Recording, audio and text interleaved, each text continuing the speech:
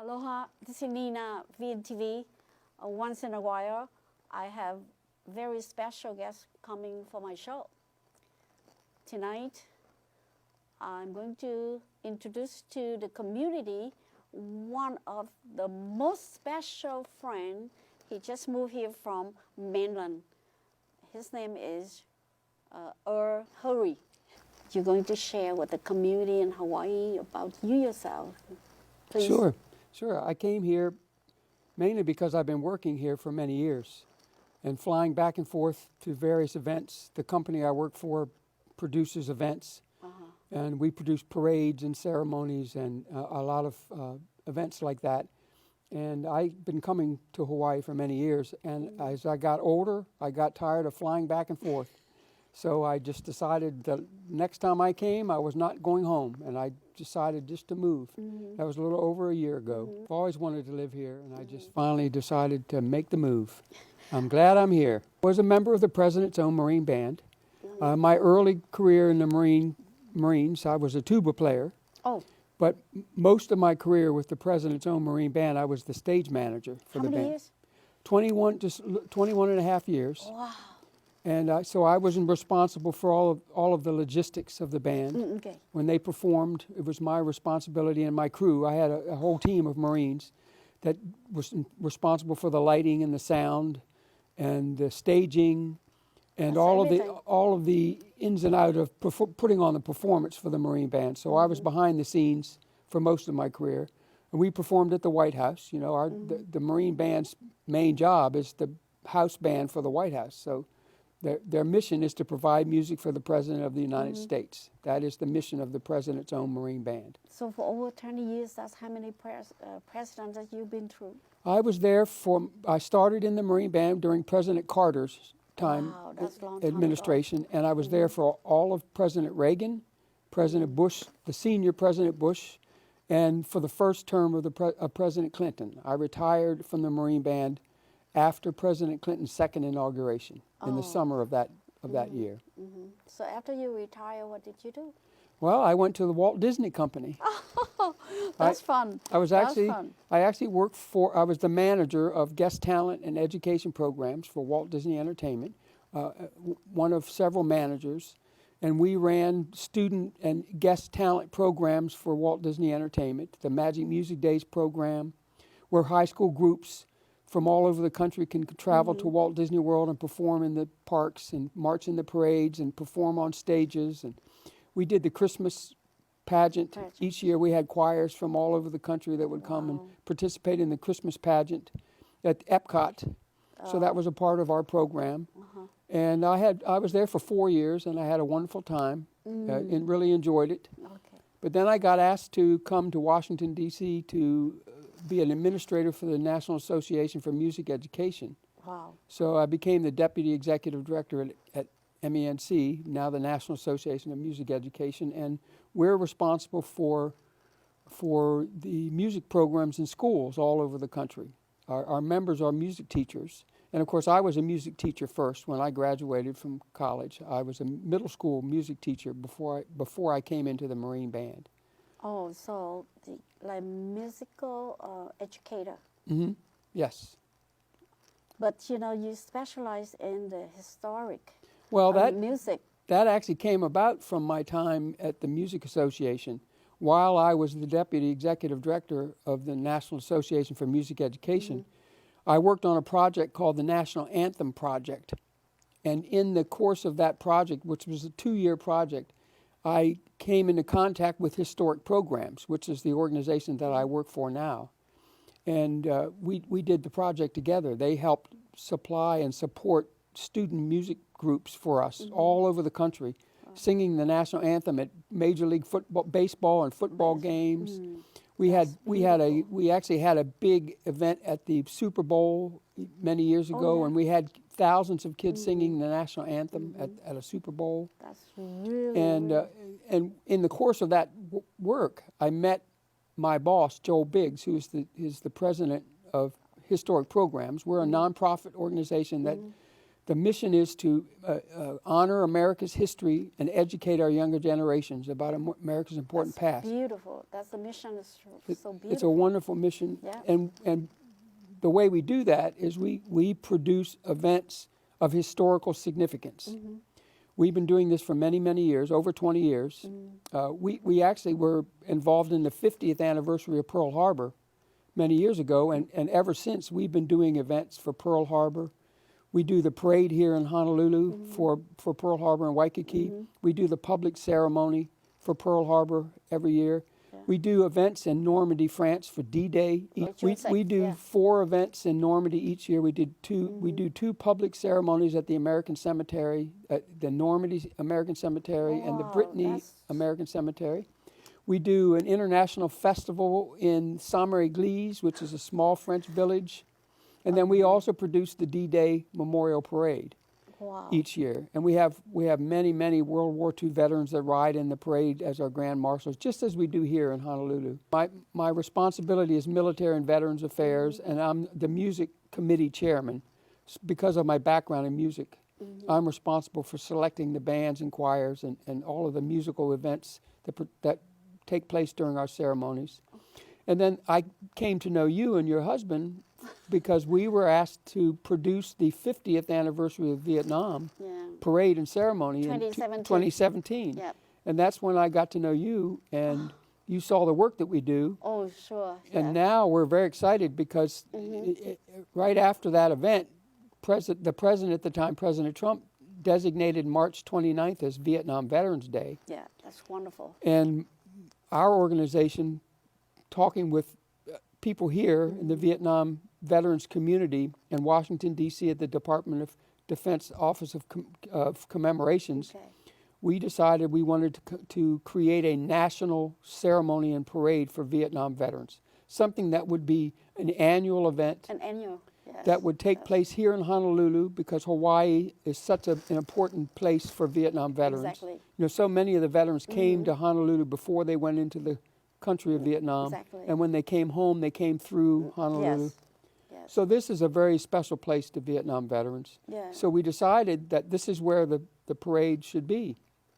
So starting... Thank you so it's our much great for pleasure. picking up. You know, Honolulu, Hawaii is one of the, I could say that the link or the bridge for Vietnam veterans. We think so too. Yeah. We think this is the perfect place. Yeah. And as a Marine myself, as a retired Marine and a veteran, it's a great honor for me to give the Vietnam veterans the honor and welcome home that they never got so many years ago. You know, back to the year of 2017, we got the welcome home the international Vietnam veterans, and we invite all the allies.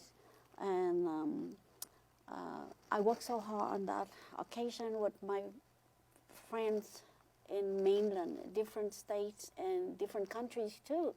So finally, we could bring over 300 overseas Vietnamese coming to Hawaii for your event. That was a wonderful event. Wow, That ceremony was just wonderful there at Fort DeRussy. And then the parade, down Kalakaua Avenue in Waikiki. That's exactly what we're going to do in 2022. We're going to have a ceremony at Fort DeRussy at Kuroda Field, just like we do for Pearl Harbor. So you try to do it every year. Every year. How about Pearl Harbor survivors? Well, there's still a few. Yeah. They're very old. Huh? Most of them are over 100 years old now. But we do have quite a few coming back this year for the 80th anniversary. Of course, this is a big one. This is the 80th anniversary this December. Wow. So we're expecting right now we have over 60 Pearl Harbor survivors and World War II veterans coming to be there for the ceremony on December 7th. They're all, the youngest one is 98 years old. Wow. So most of them are over 100 years old. Yeah. But they're here. They're planning to be here. Yeah. We're going to give them the biggest parade we can give them. We honor. They will be the grand marshals for the parade. Yes.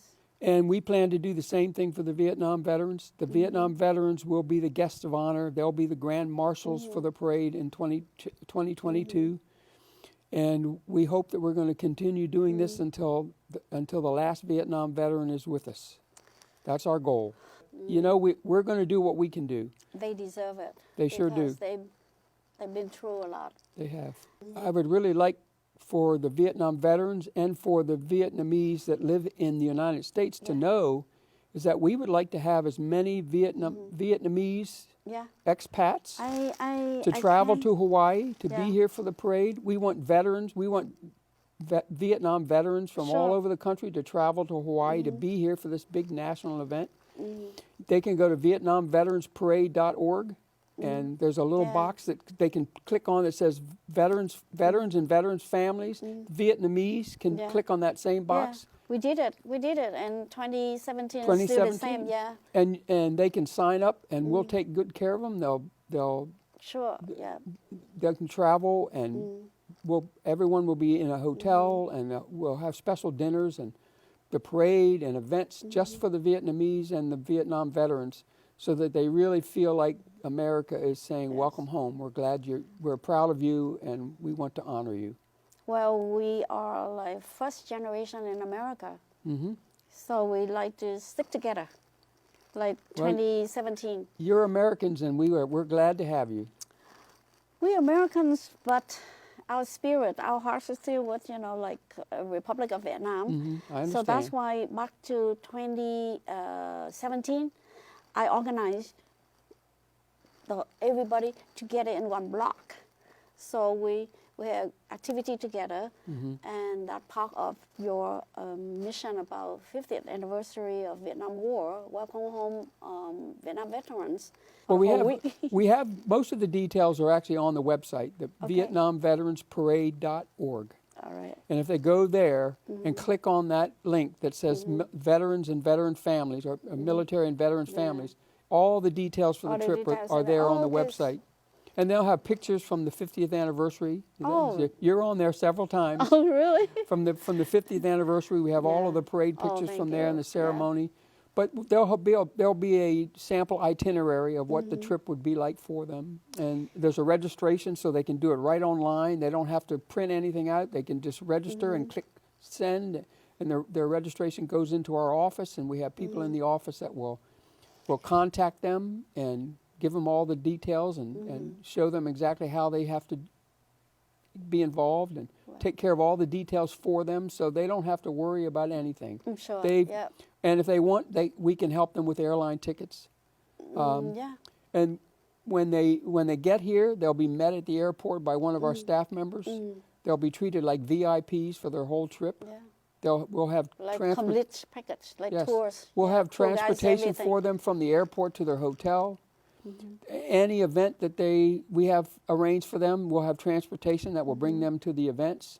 There'll be VIPs at the ceremony, so they won't be standing off in the distance. They'll be sitting with the VIPs.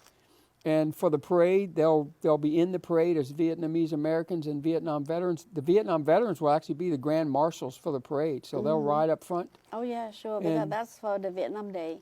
Yes. Vietnam War Day.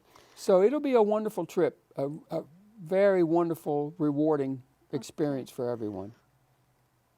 How many Vietnam veterans you expect that they will come to this coming parade? Well, it's hard to say. Because of COVID, the plan started a little later than we normally would. Normally, for the Pearl Harbor Parade, for instance, this year, I started working on the event details 2 years ago. For Vietnam, because we still weren't sure of what the government was going to allow us to do, we were a little later getting things published and available, simply because we didn't know. We didn't want to get started on something then have the government tell us we couldn't do it.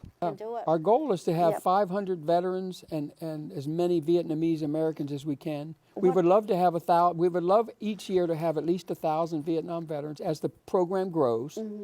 And this is an annual event, so the first one is important because it will set the tone for the rest of them. Okay, what about the Vietnam veterans living in this island? And they can come and be involved as well. We're working right now on a local package that will be just so they pay for the dinners. Exactly. So they don't have to pay the whole price. Yeah. They'll just pay, say, if we have a dinner that's Oh, you sure? we're charging $75 for the dinner. They would we would give that to the Vietnam veterans. Yeah. So there will be a local package Because too. we have a lot of local Yeah. Vietnam veterans living And we're aware in of this that. island. Yeah. So Yeah. so the goal is to have a local package. So if a Vietnam veteran wanted to be involved in everything, the thing we're doing different for the Vietnam veterans is we're planning a whole week of activities for the Vietnam veterans because we really want to build the camaraderie back that these men and women knew from their time in the country when they were fighting the war for our country and for the South Vietnamese. And we want to show them how much we appreciate them. You know, these men It's didn't related to history. exactly. And, And these veterans didn't get parades when they came home. You know, they weren't appreciated like the veterans are today. We want them to feel appreciated. thank you. We Thank want you them for to, that. to Yes. come to Hawaii and be in a parade Yeah. where the crowd will just Yes. cheer them on You and learn on site. Yes. Yeah. and make them feel welcome and give them the honor and respect that they deserve from their service, as all of our other veterans have received. We think it's time for the Vietnam veterans to get Yes. that same kind of recognition, and that's what we're doing. Well, we make history as the living things for the young generation to learn. Exactly. You know, I think it was Benjamin Franklin that said that if you teach me, I'll learn. But if I experience it, I'll remember forever. Exactly. That's not a quote. but that's But the point is, Historic Programs believes that our young people, by being a part of these ceremonies, by performing with their bands and their choirs, the junior ROTC cadets from high schools, history classes that come and participate in our events, by being there, by participating in the ceremony, to witnessing the events and actually getting to meet these veterans and these history makers. You know, we refer to these veterans as not only veterans, but history makers. Yeah, exactly. These young people will have a completely different appreciation for what veterans have done for us. There's a wonderful teacher in Michigan. I remember talking to her after D-Day a few years ago, and she said, you know, I knew it was going to be memorable, but I didn't know it was going to be consuming. Wow. And the last thing she said to me was that my students will never view Memorial Day the same again. They have a completely new appreciation for our veterans and the sacrifices they made just because they were there, standing in that cemetery, looking at those white crosses, meeting those World War II veterans. It makes an impression on a young person that you can't get in a classroom and from a book. And that's what we want here in Pearl Harbor, for the Vietnam veterans. We want the students to meet these men and women that were in the war, that sacrificed so much. So these young people realize that these men and women deserve our highest respect. And for what they did, there's nothing we can do in return but to give them our respect and appreciation. Yeah. And that's the purpose of historic programs Makes sense. in this ceremony. We want to give the Vietnam veterans the respect that they've deserved for so many years. I really appreciate that.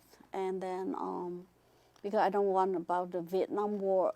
Vietnam War is kind of, like unpopular war to the Vietnam veterans. That's really But it was insulting. it was a noble cause. Yeah. And the importance is that yeah. it may not have been a popular war, but the cause of freedom is noble. It's a just cause and a noble cause. Exactly. And then they've been through a lot of, feel bad about themselves, about the Vietnam War, including the Vietnamese American people too. And I feel sorry, so I would do anything to make them feel better. And I always find an opportunity or any occasion to honor, to show them that you are honored and, by us. And then we salute for their sacrifice, and they should, be open up more to come to this event. Yes. Because a lot of Vietnam veterans, they withdraw. I talk to them. They do. I talk to them. They're afraid to talk about Yeah. their service. Right. Because they don't know whether the person they're talking to will appreciate what they did, or whether they'll be chastised like they have been in the past. And that's also one of the important reasons of educating our young people, So they have a new appreciation Yeah. for our history. You know, there's an old saying, for people who don't remember their history are doomed to repeat it. And I think that the lesson that we also try to convey to the young people is that war isn't glamorous. Right.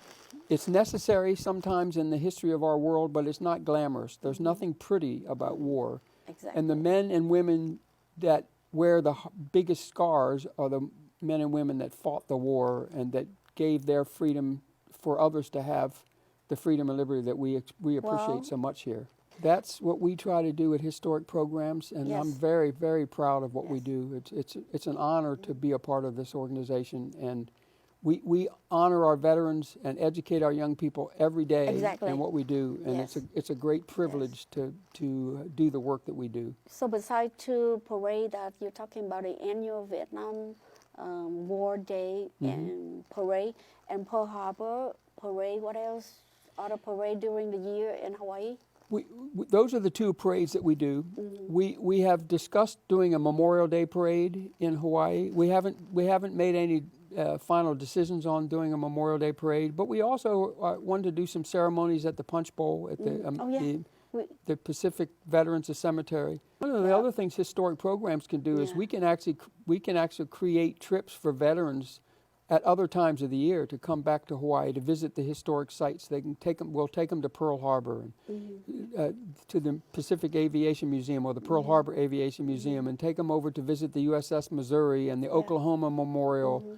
We'll also take them up to the Punch Bowl and take them to other various sites. Vietnam War Gallery. The Ava Beach sites. Vietnam War Gallery. And the Vietnam War Gallery, exactly. Yeah. All of those. Yeah. So we can create trips for veterans at other times of the year. So if there's a veterans group that can't be here in March, but they want to come back and participate in activities, we can create a special trip just for them. We have a whole team on our staff that can put together a wonderful trip for veterans to come back and get an experience. Vietnamese Americans as well. Yes.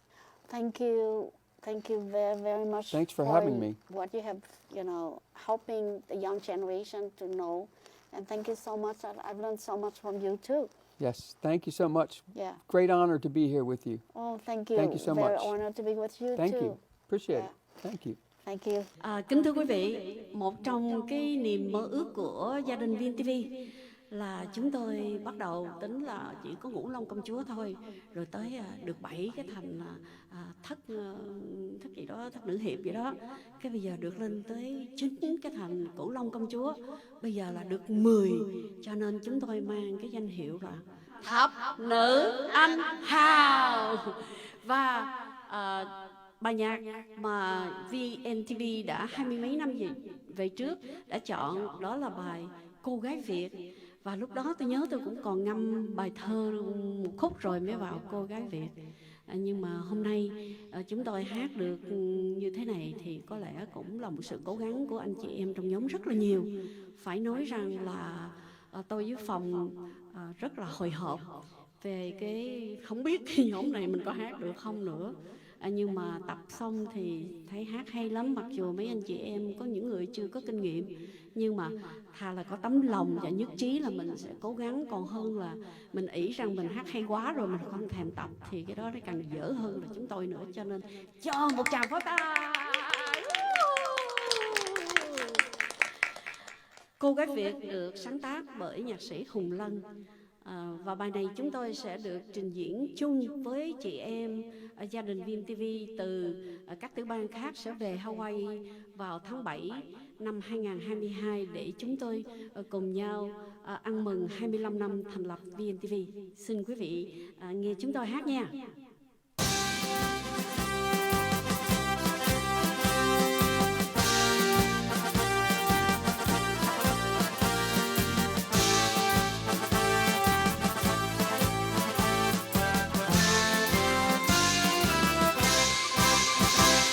subscribe